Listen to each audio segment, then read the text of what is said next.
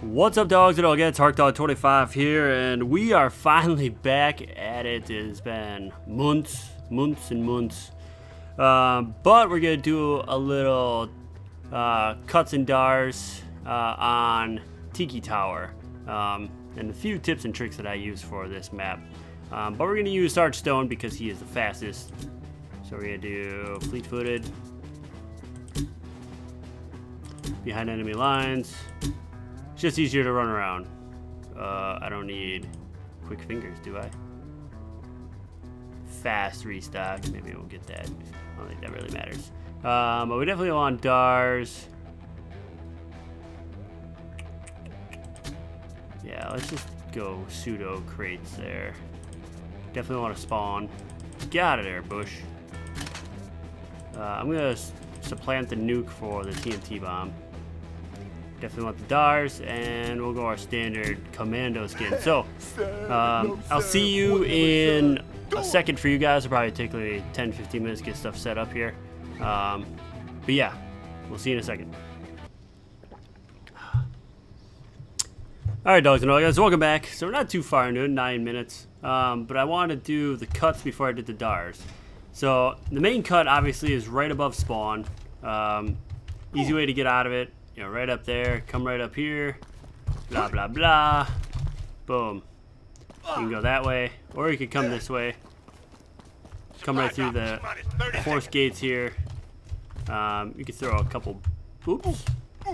Well, if you can, I can apparently. I can't throw a brick down, but you could do is throw a couple bricks down to get back up here.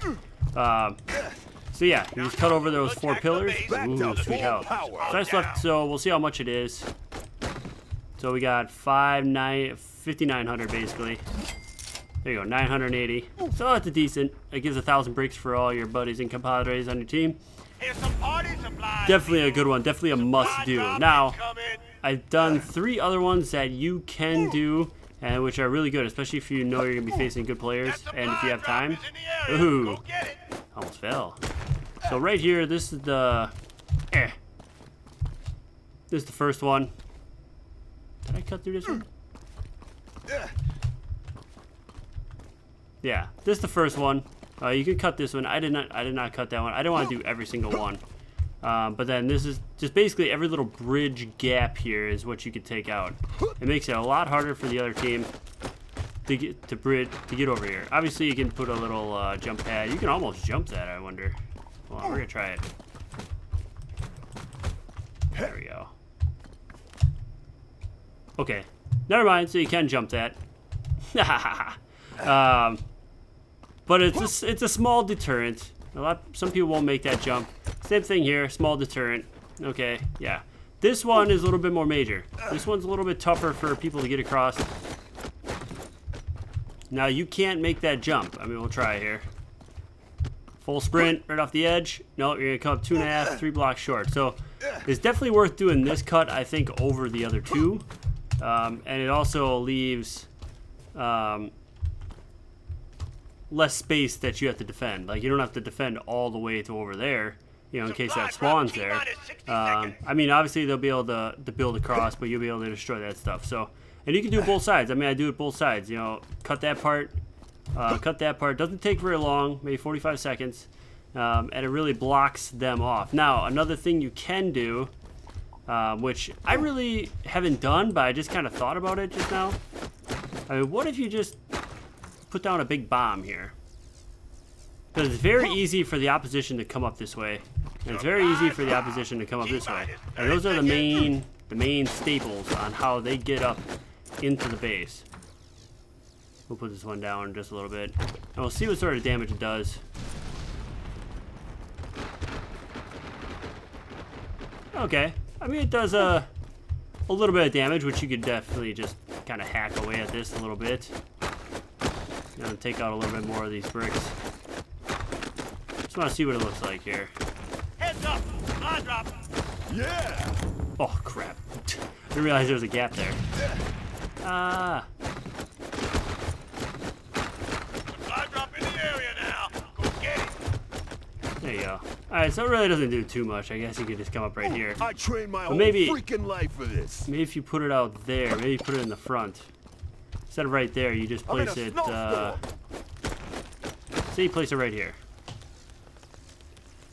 Say you put 2 bombs out. You put one there, you put one there, and we'll just see what happens. I'm just wondering, just think it outside the box, because it's very tough to defend this area. Very, very tough, because it's a wide, flat plane, and they're, you know, they could have boost, jump straight at you, they come up the side, they come up to the back. Just wonder what this would look like here. Alright, that'd make it a little bit more difficult, for sure. You just hack away these bricks. I mean, it's definitely tougher. I mean, they gotta come this way, jump across. I guess it's not really that tough. But you could set another bomb there and really, really make it interesting. Especially if you cut that, it'd be tougher to get up here. I mean, you can still come around this way. Anytime you're ready. Throw up a brick. Ooh. Everybody wants to throw up. Alright, I guess that's really not the best defense. I just wanted to see what it would look like. And it looks pretty terrible. And then there's always one. I just do this little cut here too. It's worth nothing, but it's kind of funny. So those are the cuts really in this map. There isn't really too much other than you could do. I mean, you could probably make a few like little brick farms with the sand down there. You throw some, come out, you just shoot a couple rockets and bring out the Blocknload.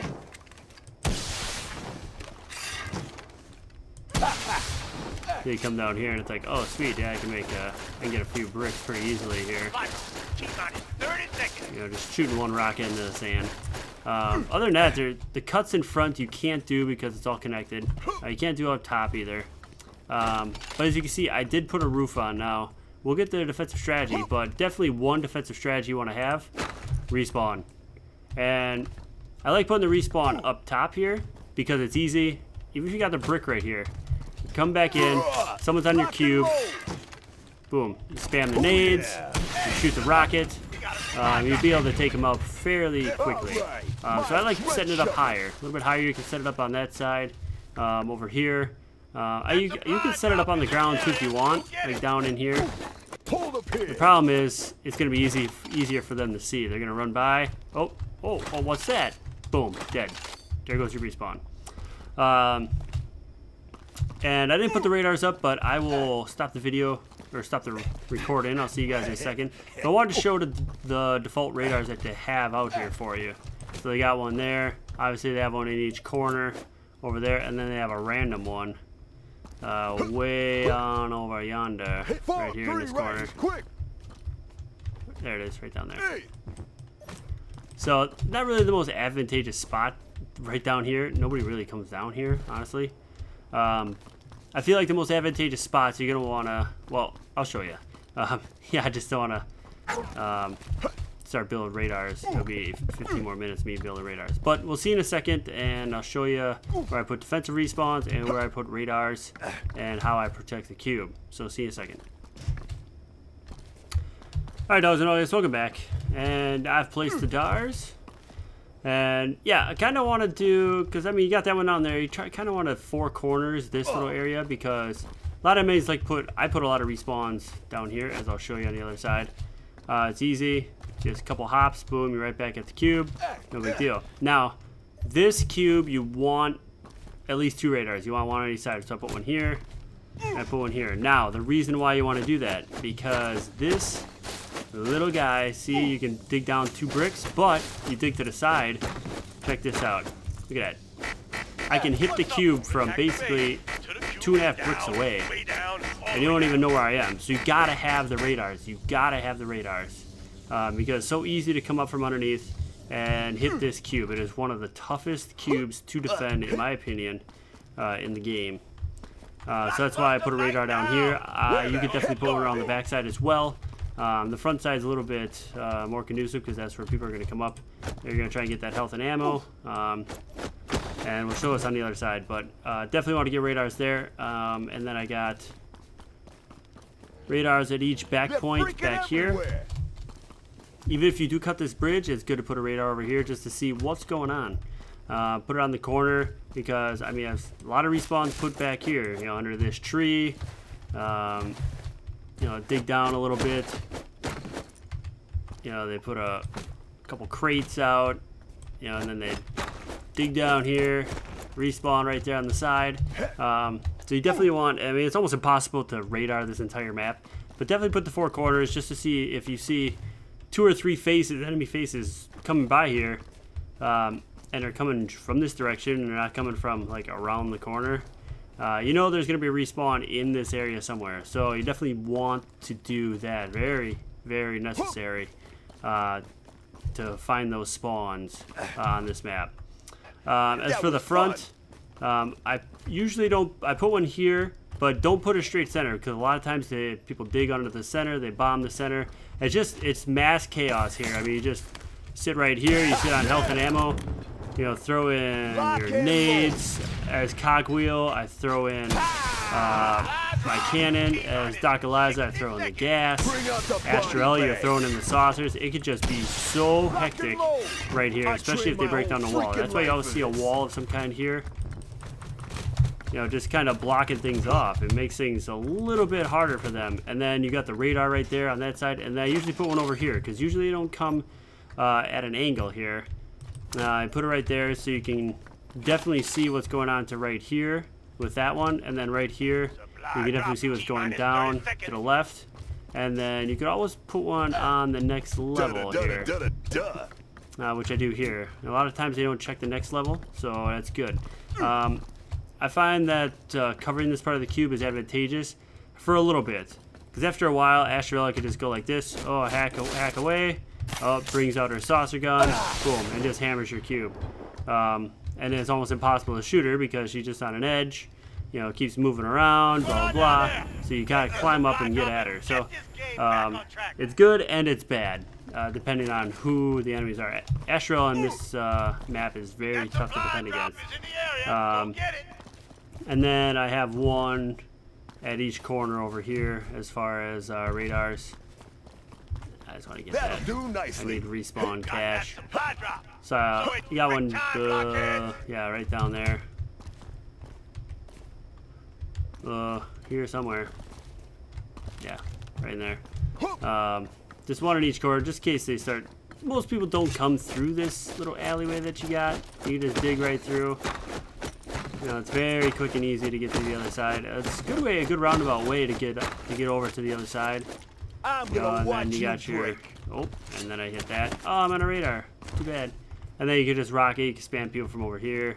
Or you can come over here, and then you can just, yeah, I want to dig or build across. Go up here. Oh, you can just rocket the heck out of them. And then you have many modes of exit. That way, that way. Not so much that way, but this way, that way, this way. Definitely a lot of exit ways to go. Now, as far as attacking respawns, like I said, I showed you a bunch previously. I like to put them down here. I mean, obviously there's a radar here. Once you find the radar, you're putting a spawn down there. And get him up. There we go. Like I said previously, over here, always a good spot. Somewhere over here. I mean, you got to run a long ways, but you can see them coming, so you can kind of like defend, pop up, Come on, you butt get some monkeys. shots, come over here, get some shots. Usually there's about 2 or 3 guys hammering at you, so you gotta hide, because that's usually the case. Definitely take out the glue. It will hinder you really bad. First thing I go for when attacking on this map, heal station, ammo crate. Get rid of those. They'll have them blocked in or sandbagged in, something like that. Get rid of them. Easy way to get rid of them, just come down here if they don't have a radar and just throw up a huge bomb, block it in. I would try to defend it a little bit. You know, stay right here. You know, if you hear them digging, definitely chop in and see what's up. But we'll see what sort of damage. Oh, no, we won't. I'll be stuck. So there you go. So it's a good way to get rid of that health and ammo right away. Blows up that front, and you know, leaves it a little bit more accessible for you, so you can jump right across. Oh crap! We're right there, and you can even hit it from down here. You can bend back down here, hit it. You can hit the cube from a long ways away, so which is really nice. Boing. Oh, I thought I had done the one. I was gonna 360 cube destroy. But those are 2 respawn points that I wouldn't necessarily use. You know, you got a radar over here, that default radar down there, so you know where it is. Take that sucker out. But anywhere along these lines, anywhere at the corners are usually the best respawn points. I rarely go down there. I rarely go over there. It's just a long haul, but down there is decent as well. It just takes a little bit longer to get back into the fray. You know, if you put it way back, I mean, I've seen spawns way back here. You know, you spawn in, yep, coming up, take out glue, and then you're finally into the fray. So I've seen spawns, but anywhere in that corner generally is really good. So that's what I would do. And then, like I said, if you can attack from underneath, definitely go down a couple blocks, 3 blocks, and just tunnel towards the cube. If they don't have radars, you are going to do some serious damage because you come right to the metal, a couple shots, and there you are hitting it. Look at that. You can hit it from this far away, and they won't even know because look at it. You're still cubed in. If they don't have a radar, they don't know where you are. So they dig down, and if you hear them digging, you know, throw up a crate. Let's go this way a little bit. I'm just gonna go over here. Damn, I'm just gonna hit it in this corner then. Block that off. Hit in this corner. Oops. Damn, hit that. Put up another brick. It's so tough to defend in this map. And you got 2 people that are underneath hammering your cube. Even if you're a Doc Eliza and you're a Vander and you're spamming gas and your force field, good luck. I mean, you're never going to win, especially if you got a respawn on you. It is going to be very tough. So I hope this helps you on Tiki Tower. Gives you a little taste on how I attack a map. Obviously, it depends on who you're playing to and how many defenders, but definitely bombing this front, take the health and ammo out any way you can, because there's going to be health and ammo around here a lot, because it's going to be completely flat with all these towers taken out. And then if you can, if they don't have a radar, if you're in here and you know their bigs are over on the other side, they don't have a radar, and you're busy shooting and you're battling, and oh, God forbid you die, definitely come back. You know, it's not that hard to go up here and be like, okay, I gotta go 3, just 2 down from the top. Alright, so I'm just digging over here. They don't know I'm here, they don't know I'm here, even if they have a Doc Eliza. Just coming in, and look at that, I'm right at the cube. Boom. And look at this. Look where I'm hitting this from. I'm literally like 2.5 blocks away.